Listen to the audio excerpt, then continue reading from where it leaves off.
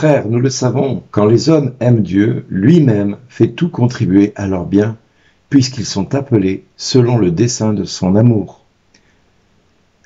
Les amis, aujourd'hui je vais vous parler de ce que c'est l'amour de Dieu, ou l'amour pour Dieu.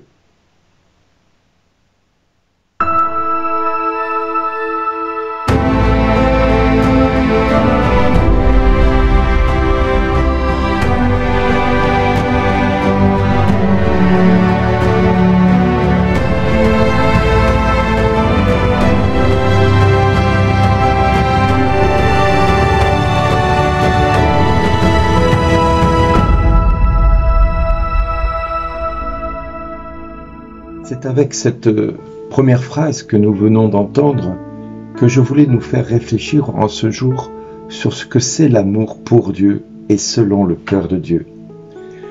Paul, dans sa lettre aux Romains, qui est la première lettre qu'il va écrire juste après les Actes des Apôtres, en tout cas celle que nous allons voir juste après les Actes des Apôtres, c'est une des lettres où il va parler de ce que cela signifie d'aimer, vraiment d'aimer et de se laisser aimer.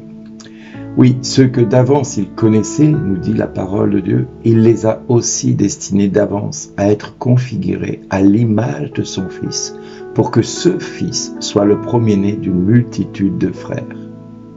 Ceux qu'il avait destinés d'avance, il les a aussi appelés. Ceux qu'il a appelés, il en a fait des justes. Et ceux qu'il a rendus justes, il leur a donné la gloire, sa gloire. C'est avec cette lettre de Paul aux Romains au chapitre 8, versets 28 à 30, que nous découvrons de quel amour et de quelle destination nous sommes appelés à entrer. Mes amis, depuis que j'ai rencontré le Christ en 1983, j'ai découvert un Dieu qui se laisse pas dicter notre volonté. Nous avons un Dieu qui résiste à notre volonté, qui est purement orgueilleuse et égoïste la plupart du temps. Notre amour pour Dieu est de dire « Seigneur, je veux t'aimer de tout mon cœur, je veux t'aimer comme ceci, comme cela. » Et Dieu te dit « Non mon fils, non ma fille, c'est pas comme ça que tu dois m'aimer. Mais c'est comme le Père veut que tu m'aimes. C'est comme le Père veut que tu aimes ton frère ou ta sœur. C'est ainsi que Dieu veut que nous aimions. » Alors oui, il nous donne plein de leçons, il nous donne plein de paroles sur l'amour. L'amour accepte tout, supporte tout, endure tout. Oui, Thérèse de Lisieux disait « L'amour se donne et se donne sans cesse. » Et j'ai envie de vous dire que dans un couple ou dans une vie de famille, celui qui commence à tirer la couverture à lui pour espérer obtenir de l'autre quelque chose commence à mettre la zizanie au milieu de la famille ou du couple. Quand nous commençons à vouloir changer quelqu'un, c'est là que les problèmes arrivent dans nos vies.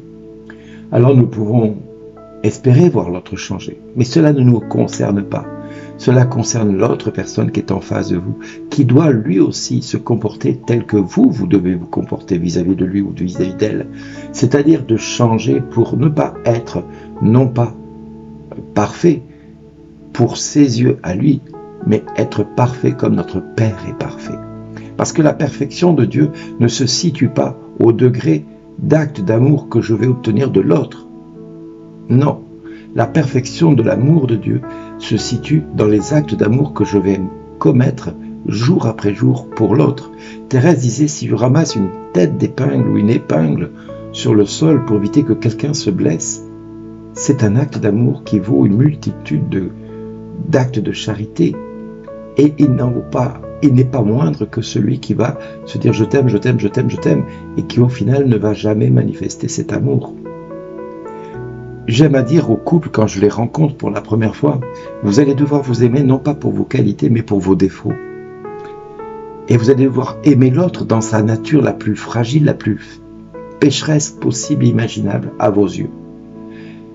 Et je regarde souvent l'épouse, la future épouse, et puis je lui dis souvent, ma sœur, quand tu vas devoir te mettre toute nue pour la première fois devant cet homme, c'est pas lui qui va l'exiger, c'est toi qui vas vouloir le faire. Et tu vas te mettre dans ta nature la plus fragile, la plus craintive, toute nue, dans les mains de cet homme qui peut, lui, trouver que tes hanches, que tes fesses, que tes seins, que tes épaules ne correspondent pas du tout au physique qu'il souhaitait avoir d'une femme. Mais il va accueillir ce don comme un cadeau de ta part à son égard. Et il doit en être de même dans le sens inverse. L'acte d'amour se donne. Et l'acte d'amour est de recevoir l'autre tel qu'il est, non pas tel que nous voudrions qu'il soit. Or, nous commençons à voir les difficultés dans une vie de famille, dans une vie de communauté, quand nous voulons faire correspondre les autres à ce que nous voulons qu'ils soient. Non pas pour nous, pour être agréable à Dieu, mais pour que cela d'abord nous soit plus facile à accepter. Vous comprenez, si l'autre me ressemble, je peux déjà mieux m'accepter et l'accepter tel qu'il est parce qu'il me ressemble. Comme certains chrétiens parlent d'unité, mais à partir du moment où l'autre pense comme lui. L'unité n'est pas le mot qui me viendrait à la bouche à ce moment-là, c'est uniformité. Or, l'amour, le dessein d'amour de Dieu, c'est qu'il nous appelle à être à l'image de son Fils, c'est-à-dire nous accepter tels que nous sommes, comme la femme adultère, comme la Samaritaine, comme le pécheur, comme Pierre, Paul, Jacques et les autres apôtres. Il les a acceptés tels qu'ils étaient. Il ne leur a pas demandé de changer. Vous n'entendrez jamais Jésus dire à quelqu'un « Tu dois changer ».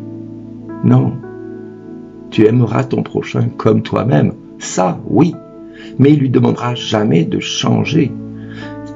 Le changement nous appartient à nous individuellement. Et l'amour du Fils de Dieu pour chaque être humain est de nous aimer tels que nous sommes, comme le bon larron ou le mauvais larron.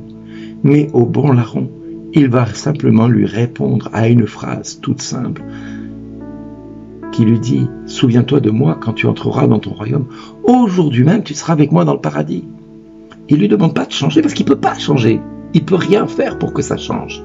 Non, il doit simplement l'accueillir en l'état. Et c'est l'acte d'amour par excellence.